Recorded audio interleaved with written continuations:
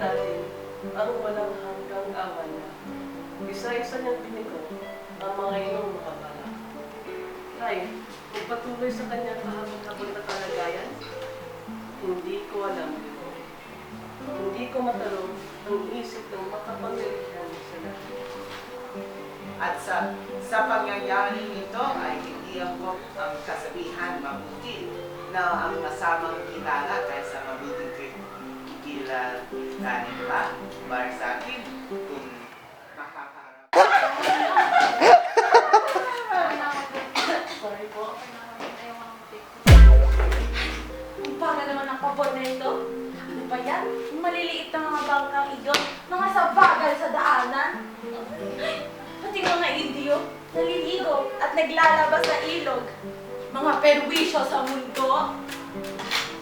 Umaga-umaga, sinisira nilang maga ko. Mga peste indiyo. Wow! Mga peste indiyo. Kamusta mga binibini?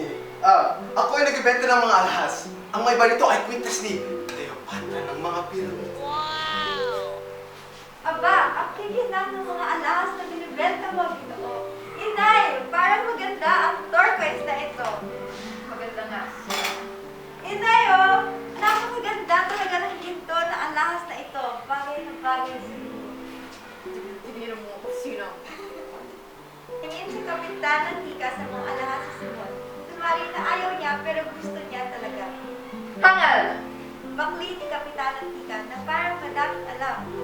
Maaaring mabili ng 20. Mahusay ang mga ginto at maaaring ipatuna upang mabango. Isos na may bala? Nabag nito ang isang lihim na maaaring maging dahilan at kasiwaan ng aking mga bala. Dapat kitang patayin para sa kaligtasan ng alang-alang sa dakila kong layunin. Hindi mo naisip na dahil dito ay maaari kang masaw sa aking kamay. Ngunit ibang pagkakilala ko sa inyo, Don Simon. Pagpipigilan natin na maranasan pa ito ng iba. At walang mag-aalipin kung walang magpapaalipin. Darating ang panahon na gagawin nila sa iyo ang ginawa nila sa akin. At sila ay napupuot na sa iyo. Napupuot? Baka kanilang pumumuhian sa kanila ng mga ginawa nila sa akin. So, hindi ka nung pagkamatay ng mga Jesus mo. Pero ang minuto, di naman. Ilan pa dami na kayong nalalaman sa akin sa pagkatao. Don't touch me. Hindi mo pa. Ako si Paulita, pamangkin ni Doña Victorina. Mayaman, maganda, talagang kahali-halina. Tagay ko'y kaligtan at pumupukaw ng mata. Lahat ng iyong nanaisin ay nasa akin. Ngunit sa dami-dami ng iba, laman ng puso ko'y nag-iisa. Isa gani, ikaw lamang ang gusto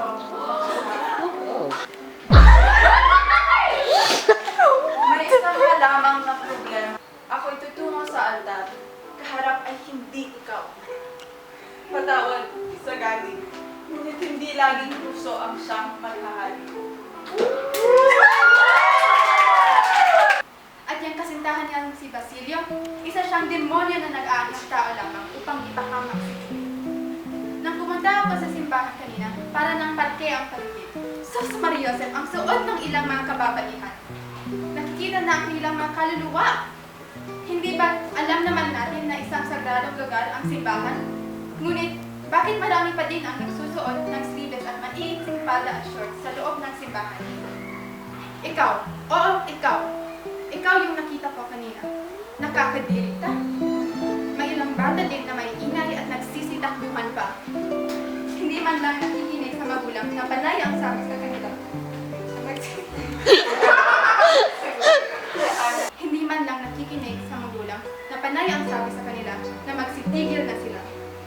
Ang iba naman na magulang, pansintidor. Hinahayaan lang nila na kumain ang kanilang mga anak sa loob ng simbahan. Kaya natin nararanasan ang mga sakot na ating nararanasan ngayon. Mga batayan, nakawan, agawan ng asawa, mga bagyo at lindol. Iyan ay dahil hindi na tayo marunong magdasal. O siya, aalis na ako at magdarasal pa ako na sana ako'y manalo sa madyong mamaya kasama ang aking mga hipokrit ng mga kumarin. Haha, papalaan kayo ng Diyos.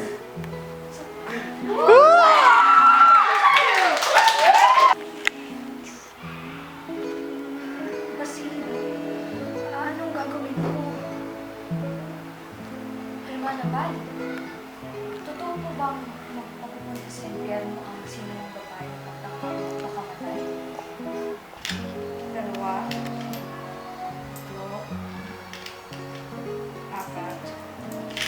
Hindi ito sapat. Matulis ko si Basilio.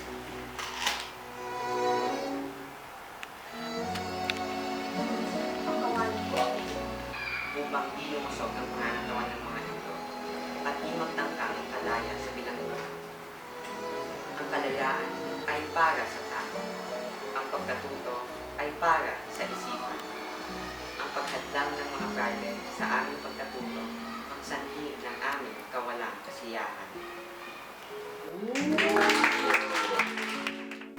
Sayang at wala si Padre Santi upang magbigay ng liwanag sa kanyang buhay.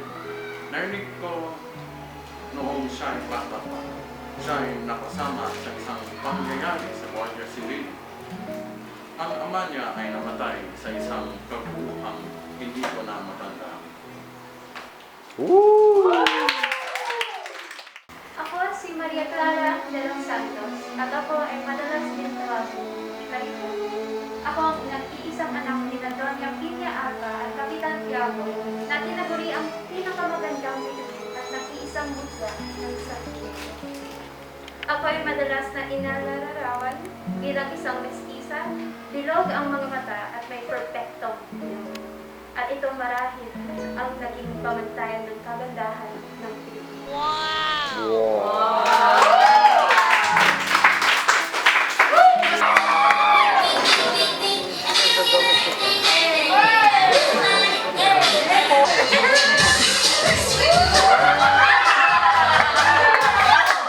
So are we gonna film it? No. I'll be good. Hey! Hey!